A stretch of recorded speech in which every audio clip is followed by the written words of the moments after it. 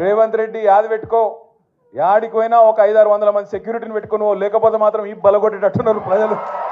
ఎక్కడికి పోయినా మాట్లాడతారు, అక్కడక్కడ డైలాగులు కొడుతుంటారు రేవంత్ రెడ్డి. కేసీఆర్ దమ్ముందా అంటాడు, కేసీఆర్ అంటాడు. నేను అంటున్నా కేసీఆర్ కావాలంటే ఈయనకు మన సోషల్ మీడియాలో పోస్టులు పెట్టే పిల్లగానే తట్టుకోలేకపోతుండే ఈయనకడ కేసీఆర్ కావాలన్నాడు. అవసరమా? ఈ చిట్టినాయుడు గింత మనిషి వీడు, వాడు మళ్ళీ చిట్టెలుక గాయన కంటే కేసీఆర్ కావాలన్నాడు. అందుకే మేము చెప్పినాం మొన్న, అంత లేదు నీకు చేతనైతే అక్క అడిగింది. ఇలా పొద్దున జగదీష్ అన్న కూడా చెప్పిండు. ఏం చెప్పిండు? ఇప్పుడు అసెంబ్లీ నడుస్తుంది కదా, రేవంత్ రెడ్డి గారు నాకు ఈ భాష ఇష్టం ఉండదు నిజంగా చెప్పానంటే, కానీ తప్పదు అప్పుడప్పుడు. నాకు నిజంగా అప్పుడప్పుడు నాకు ఇష్టం ఉండదు. నేను చదువుకున్నా రేవంత్ రెడ్డి లెక్క నేను ఆడ ఆవారా తిరిగినోని కాదు.